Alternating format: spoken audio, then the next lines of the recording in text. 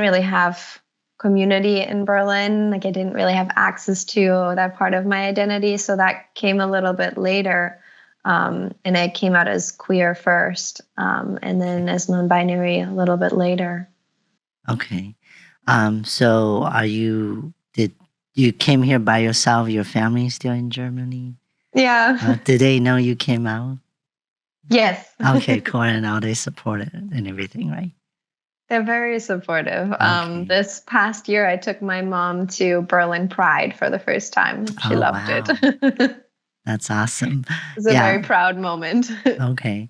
So, what about your photography? Do you are you already always interested in photos, images, or is this all like come later when you kind of change your identity?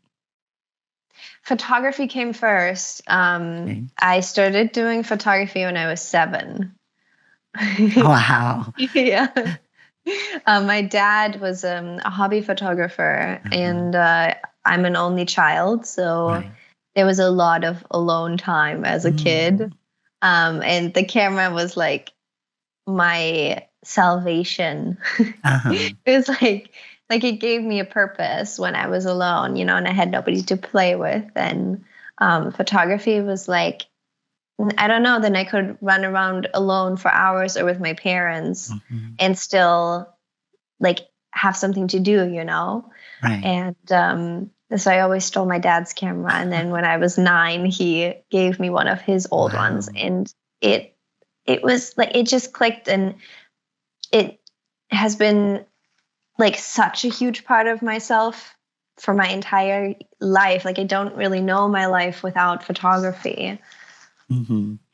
Okay. And did he like teach you how to use it, or did you Yeah. just oh, really?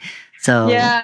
okay, can I mean, you I went to college for it later too, but he showed me all of the like basics and stuff. And when he bought me my first DSLR, he would make these like spreadsheets of, because then it's like operating a computer, so you have lots of elements of a camera, like the ISO and the shutter speed and the Mhm. aperture, like when you really want to know what you're doing, and they're all related. Mm. And they all have ratios to one another. So he would like, I was like 15, and he would make these spreadsheets and he would quiz me on it so that I Wow. knew them by heart.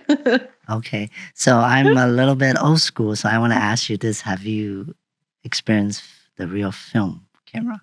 Yes, So yes. how about go in a dark room and develop? Have you done Yes. that? That's so Uh, cool. yeah, Yeah, I because love I it. took that in college too, so it's very Yeah, fun me too. experience. Yeah. So in our digital world, it's we don't have to do a development anymore. So Yeah. do you see the quality difference, or pretty much the same, or do you think digital can give you more creative, like you can Photoshop and all that apps and AI stuff? I love both, I have to say. For work, I tend to use more digital these days just because there's, always this risk element with analog that something can go wrong. Okay, But I true. love both. I think analog gives you a different approach, because you can't take hundreds of photos. You have to be very like precise about what Right. you're capturing, and it's a little Exactly. bit slower too. But Hmm.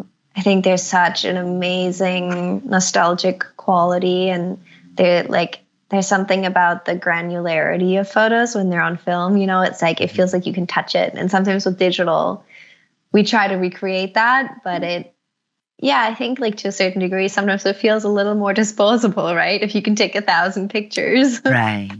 And I still like to feel the print actually, because we Yeah. take so many and save it on the cloud, and we it's there forever. But when you print it out and you see it, you feel different. That's how I personally felt. Yeah. I agree Um, with you.